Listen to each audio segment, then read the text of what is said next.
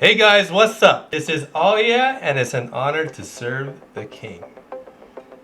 Here we are with another video today. We're going to be discussing Ironlights 2. Ironlights 2. There's been a lot of information that's come out over the past couple of months, and I've sort of just been compiling all this information for just one big mega video.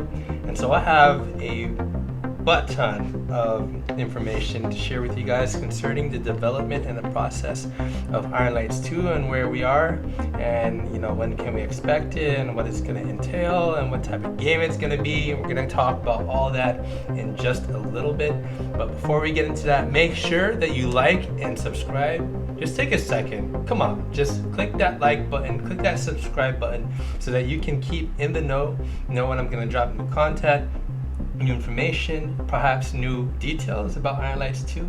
Be the first ones to find out about it, so make sure you're subscribed. Alright, without further ado, let's dive into it.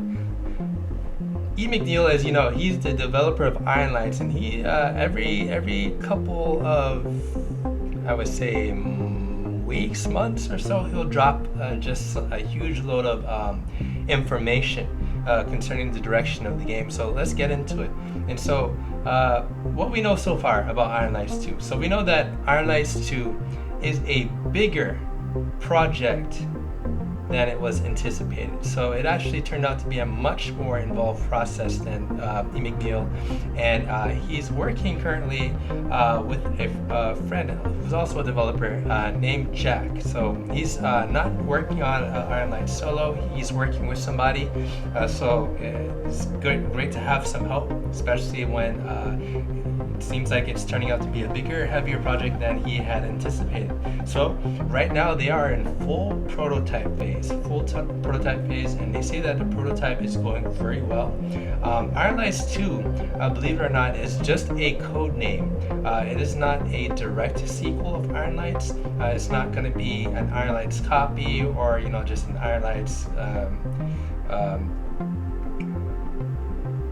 Ironlights, what do you want to say, or just a copy of Ironlights. It's going to be something totally different, which is cool because we already have Ironlights. Ironlights sort of feels a niche already. It's in a gladiatorial type arena sword fighter, and that's what we have. That's what we have Ironlights for. And so it's good that it's going to be different from Ironlights, so that we can have more playable value out of Ironlights. So if you want to go and compete, mostly for PvP purposes, there's Ironlights. Then if you want to have a different type of game, there's Ironlights 2. So Ironlights 2 is going to be a 4-player co-op roguelike. A 4-player co-op roguelike. So the use of Ironlights is going to use Ironlights type weapons to fight waves of enemies. So the way I imagine it is something sort of like Gauntlet Legends, where you have a team of players, player 1, player 2, player 3, player 4, and you select your class or whatever, right? And you just go up against hordes of enemies, waves back to back. You survive, you work your way through levels. I think that's what it's gonna be like. It is gonna be, I've been dying for a game like that. And actually, the way that I actually found Ironlights was because I was looking for a sword fighting action game where I can actually play co-op with others. But instead, I didn't really find anything that filled that niche. But I did find a online competitive multiplayer game, which was Ironlights, and that addicted me, and I've been hooked ever since. But it would be nice to finally have that, that PVE, player versus experience, that you can play alongside people using weapons. And I've fallen completely in love with the Ironlights type weapons, especially the shield and flail and just the monk bow. I'm completely in love with the weapon physics, and I'm so happy that they're working on a sequel that will involve these type of weapons. So McNeil from Ironlights, he says that Ironlights 2 is going to feature a progression type system. It's going to be a flexible system that everyone that can express different types of fantasies of combat.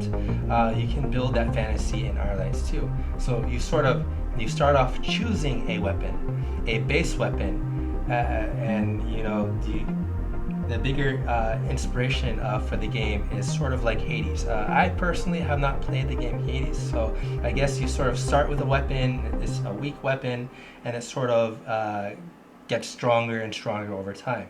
So you choose a weapon in the start of the game, and it gives you some basic mechanic that changes, and it is not the core of your build. So it's I guess additional to your build.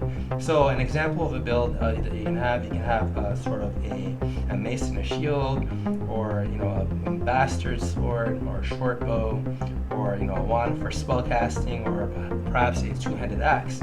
And you know your character starts at level 1, and you're gonna have 2 types of upgrades. So you're gonna have different bonuses to different types of attacks. So say for instance the first hit is you can have perhaps bonus damage, or you can have perhaps poison damage over time that does not stack. Or a different bonus that you can have is perhaps more mobility, or the ability to even double jump.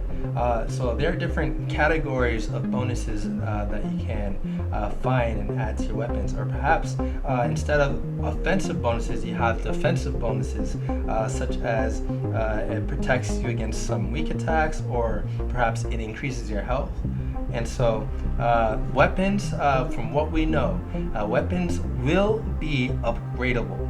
So you start off with, say, perhaps the bastard sword. You can upgrade to something similar like a claymore. So I guess weapons will also have sort of a progression system, which is kind of interesting, kind of very interesting. I like that a lot. So for people like me, you know, that really love the bow, perhaps what I'm hoping for is to be able to progress, you know, my bow skill and find a legendary bow.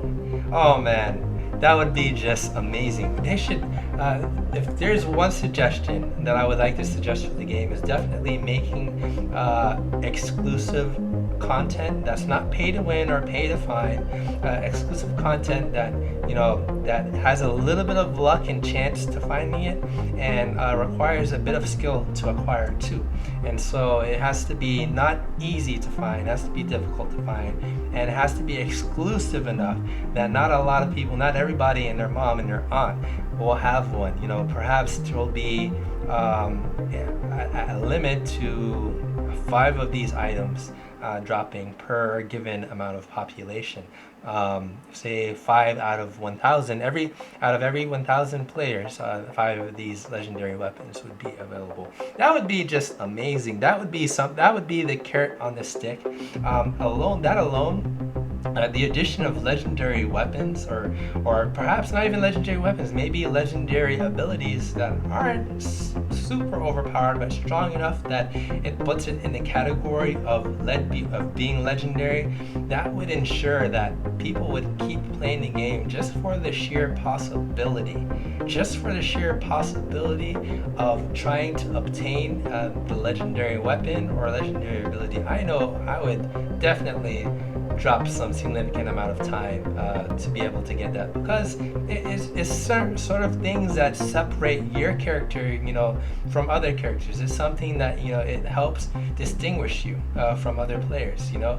And I think Ironlights have done a great job of, you know, keeping everything at the base level so that everyone comes in at equal footing, and, you know, everyone can, you know, and the only real differentiation between player A and player B in Ironlights is skill level, and that's genius, and it's awesome, and it's simplicity enough, but at the same time there is that missing element of uniqueness as far as differentiation when it comes to perhaps what you can do in game. And I understand that from an Ironlight standpoint is important for competitive peer-to-play, player-to-player combat, that everything stay standard in format, and no one has any significant advantage over another person. But in, I guess, a PVE type game, it would probably give us a little bit more leeway to introduce these type of facets into the game that would really bolster community building and just increase the player experience overall. And so that's enough about that. So let's see, what else do we know about Ironlights 2? So weapons will be upgradable, and so after 2 to 3 upgrades, it says that you can specialize into a type of weapon. Whoa! So that's really interesting. So I guess after 2 to 3 upgrades, you specialize into a type of weapon with a set of bonuses that define a build. So I guess building, I don't know if that's a thing, or or I should say speccing will definitely be a thing. So right now there's an outline for how the game could be, and so it's not just a prototype where they're fighting enemies and testing out weapon physics. They sort of know how they want the game to progress, it seems. So the game prototype phase, now they're in their prototype phase and they're out of the sandbox mode. The sandbox mode is what they were testing in before, like I was mentioning. They were just testing out physics, different types of weapons, abilities, see how many enemies they can kill at a time, how does it affect, how overpowered, that sort of stuff, in sort of a confined small environment. And so now the prototype phase, they spawn enemies, and so the sandbox was sort of spawning enemies in an area and giving them weapons and through menus and just testing it out. So they would probably set the difficulty to this level and just test it out, hash it out. So what we know about the upgrade system. So there will be, I guess this is all subject to change, by the way. There's nothing that is concrete as they are in prototype. So what the information that I am sharing here, I should have probably said this at the beginning of the video, it is subject to change. So just know that this is all part of prototype and testing, and nothing is final until it's final. So there's going to be 6 points of upgrades. So say that you use a crossbow, the cooldown time will be, you click an ability, there will be a cooldown time. This tells me that there will be some actions that will have a cooldown similar to that of, if you ever played League of Legends or World of Warcraft, use an ability, it has a cooldown of say 30 seconds. This is to prevent you from spamming abilities over and over, and what that does, it sort of adds decision making when it comes to combat and fighting in general, because you know that you have a 30-second cooldown on said ability, and you're going to want to reserve it or use it at the most important time in combat. So maybe at the beginning you want to use an offensive ability that will increase your damage by X amount for a given period of amount of time, so that you have a boost, and then you probably save your defensive abilities for emergencies, say you get low health, sort of things like that. And so that's really good. I like that. I like that there's a cooldown. I guess there will be a lot of testing, especially when the alpha and the beta get released for players, to just figure out what is the right feel for different abilities. Is this cooldown too long? Is it too short? Does it feel just right? Is it overpowered? That's going to be a really important part of testing. 6 points. So you'll have 6 points to spend on abilities. So I guess perhaps you'll gain a point every couple of levels or so, and then you can spend on abilities. So say you can spec into a multi-shot arrow, that splits into 3, or an explosive arrow, or perhaps you use a lighter bow and you combine it with another upgrade that gives it a heavier shot.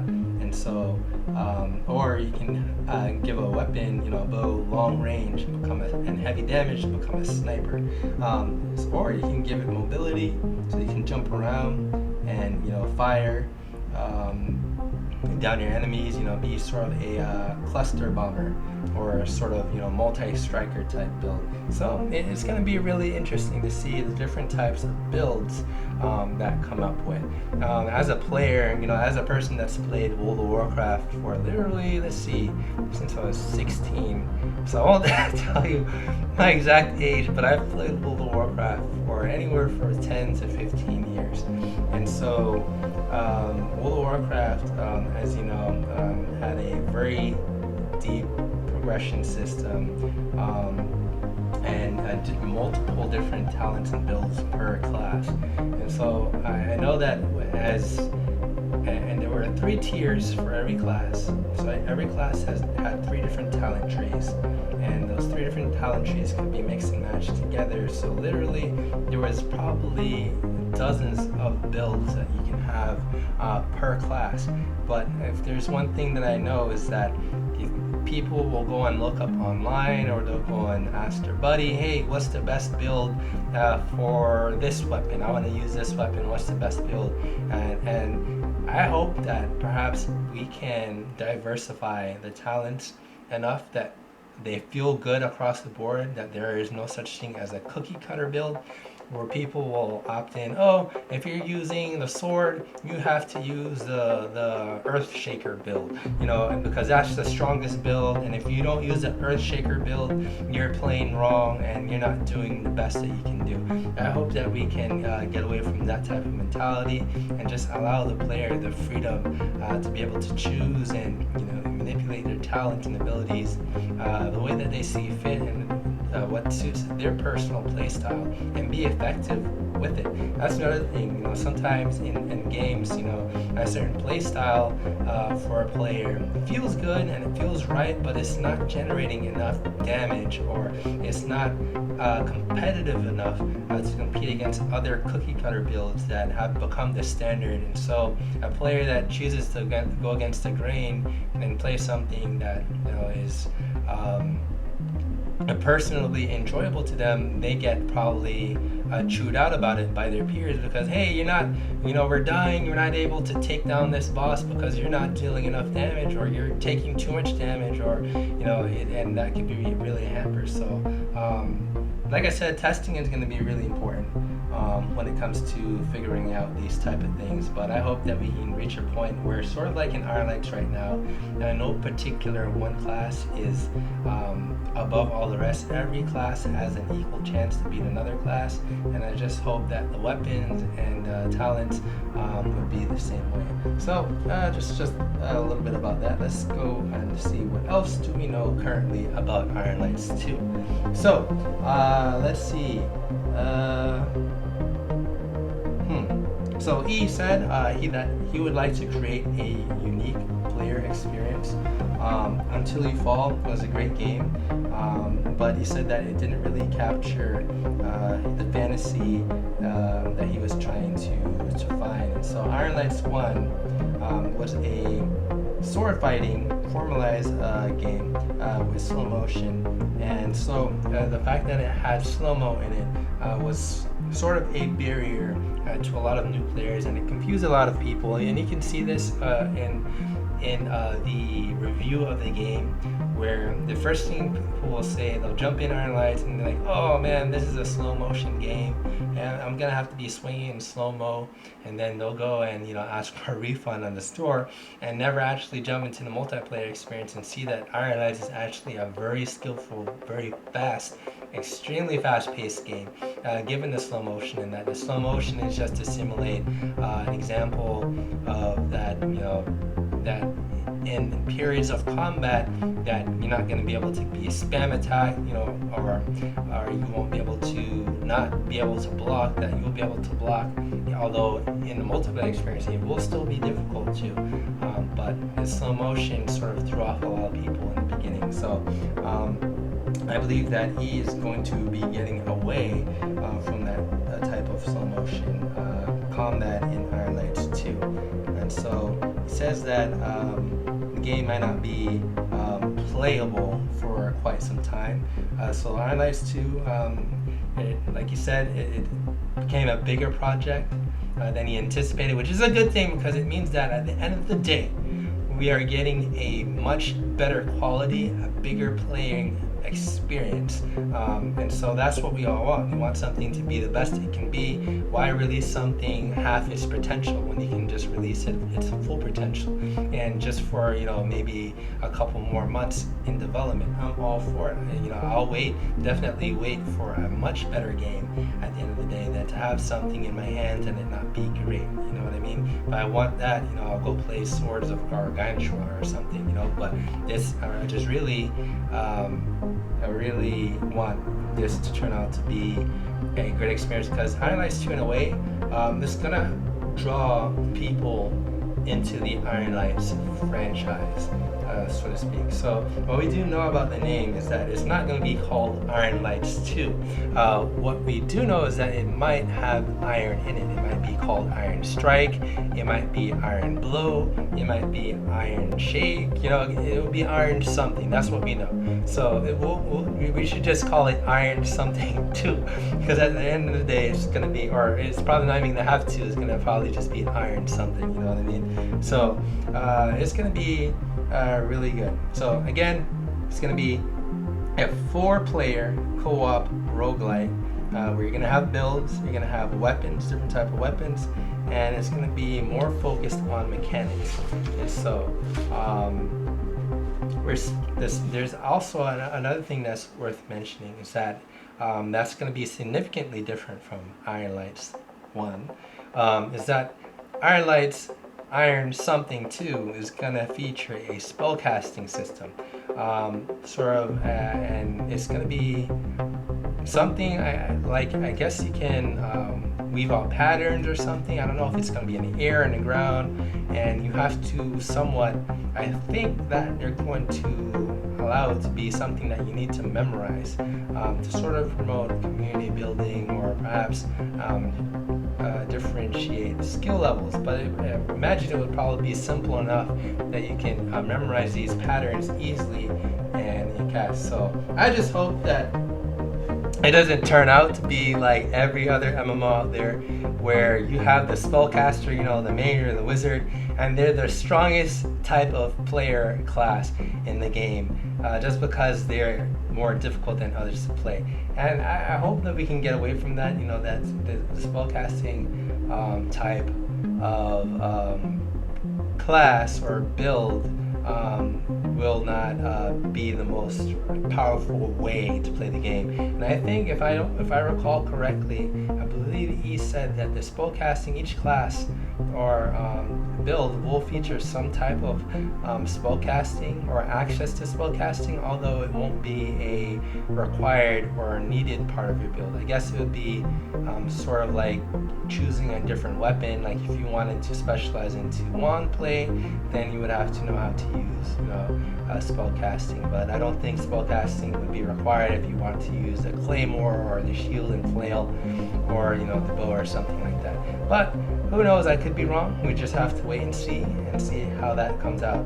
And so we know that the spellcasting system is going to be best based on gestures. So it's sort of, like I said, I don't know if it's going to be gestures in the air, on the ground, how that's going to be. It's going to have a mana resource, so it's going to be a limited resource. So you're not just going to be able to just ban different signs and weave different attacks and just think that you're going to obliterate everybody just flailing your, just doing the, what is it called, the orange justice, over and over, and think that you're gonna just pwn everybody. No, you're gonna have a cooldown on spells. It's gonna have a mana reserve, and it's gonna be gesture-based spell casting. So you can cast a spell. So he did mention that perhaps you can cast a spell without even knowing how to do it ahead of time. So perhaps you can learn a spell by experimenting, and like you do a certain motion and you're like, oh snap, I just did something cool, let me try to do that again. And then you learn a spell, probably a hitting spell that not many people know, and you sort of teach it. You sort of do community building. Hey, if you do this motion with your hand, you're able to cast this ability. I found this out. How cool would that be for community building? I think that would be really cool. So And it looks like there will also be big complex gestures too for, I guess, those really strong attacks. So that looks really interesting. I'm all for it. I want to see, I definitely want to see what that would end up being like. And so as and memorization, you know, will definitely play a role for quicker base spells, and you know, just learning patterns and stuff like that. So Ironlights 2 is going to be PVE focused, unlike Ironlights 1, which will be PvP focused. The plan is to maintain support for PvP duels in Ironlights 2. So we know that Ironlights 2 will feature PvP, so we'll have support for it, although it probably won't be as fair or flexible at, well, definitely be more flexible than Ironlights 1, but it won't be probably as balanced as Ironlights 1, because if you think about it, if you have 6 different abilities and different types of weapons, it'll be kind of hard to balance every type of combination. But if you just want that standard raw, you know, weapons combat, you have Ironlights 1, which is great. You know, both types of games can coexist, and I am glad that Ironlights 2 will feature some sort of PvP, because I'm all for the PvP, you know. So that's all that I have, guys, for Ironlights 2. I do have actually I lied. I do have some screenshots to share with you guys. So I'm going to post the screenshots here for you guys to take a look at. We have a sneak peek, guys. We got a sneak peek. Nothing too fancy of Ironlights 2, of sort of what the look and feel of the game will look like. It's just some images, so check this out here. Alright, so let's take a look at these images right here. So this first image, sneak peek, here's an image of showing just sort of what it looks like in game. I guess it's featuring combat here between two, maybe a computer, you know, a mob versus a player. It's sort of, you can see like the electricity coming off of what looks to be like a bow. I can't tell if that's a bow or just a regular stick. I can't really tell, but you can see that the armor is going to be very similar to that of Ironlights, and I imagine the coloring system will be there. Oh, something I definitely forgot to mention, the armor. There will be a tier system apparently with armor, so just like the weapons, I guess armor will also have a progression where you start off base and then it gets a little bit more fancy and, you know, more detailed and elegant, you know, as you level up. And so that will be really interesting. So let's take a look at the next image here. Alright, so here it's kind of cool. This sort of shows like the feel of the environment. So it's going to be a very exploratory type game, and as you can see, it looks like they're using staffs. I can't tell if that's a staff or just a regular stick, or is indeed a monk bow or a monk staff, which, you know, is one of my favorite weapons. So I'm excited to see that, because, you know, definitely that's going to be a weapon that I use. And so I just love the look and feel of the forest. You know, you can see that it's very, they're going for a very immersive feel, where it's not just a floor, walls, and enemies running through and you have to beat them up. It's going to have different types of environments and details that you can see in this, and you can actually make out in this image. You can't really tell. You can see somebody with a bow sneaking up on these two. They're sneaking up on these two and sort of hidden in the shadows behind a tree. You can see like the lighting, and you see the trees, the rocks, and you see even the ferns, the plants in the ground. So it's going to be a very detailed game. And you can see like the light bouncing off the armor from a certain direction. This looks like it's coming from the east. I don't know my directions, guys, don't judge me. But you know, the sun is coming, or the light, whatever, is coming from a certain direction. It's bouncing off their armor. But you can also see the darkness of the forest also shown on their armor. So it's really good. And whoever this person is, it looks like it's about to assassinate one of these guys. So it's really cool. Can't tell if that's a player or an enemy, you know, sneaking up. So it's really cool, and it looks like these two, as you can tell, it's going to be a 4-player co-op type game. So it looks like these two are conversing or engaging in some type of conversation, and this guy is about to unleash on them. They're very unsuspecting of what's about to happen, and so that's really cool. That's really cool. And then as for the last one that we have here, it looks like I want to say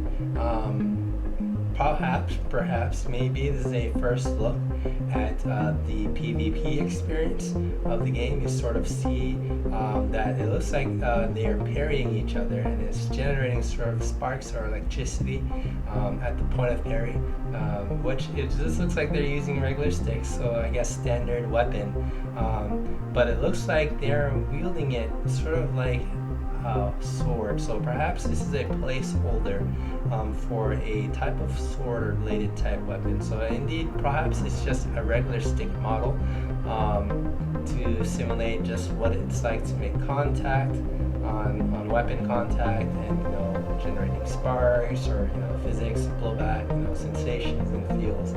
And that looks good. It looks really good. As you can see, a different armor scheme here. Really thick. I don't think we have the armor skin shown on the right. And perhaps this is a type of bulky, big enemy mob type, you know, juggernaut type mob versus a player. It's just showing that perhaps the combat system is going to be reliant on sort of like in Ironlights, where you're countering attacks, not just taking blows and giving blows, but you can actually parry and time your attacks back, which is amazing. That's what I want to see, and that's what I want to hear. So I hope you guys enjoyed this sneak peek of Ironlights 2, and that you guys are excited for this new game that's about to drop in unspecified amount of time, as it could be a couple of months. You know, it could be about 6-7 months before we get an alpha, and so we know that maybe or perhaps by the end of the year we might have something playable, perhaps. But you know, the developer and Jack, they said that, you know, they can't make any promises on that, and that we just need to stay tuned. I'm really excited to get in to the alpha. If I get invited, you know, nothing is guaranteed. If I get into the alpha, to be able to try out the game and just keep you guys updated on its progress and just how it feels and looks, and you know that I'll keep it 100 with you guys. Well, anyways, definitely check out the links below if you're interested in some Ironlights merch. I do have a new the honor meme collection. Definitely check that out. Links in the description. But anyway, it's an honor to serve the king, and hope to see you guys on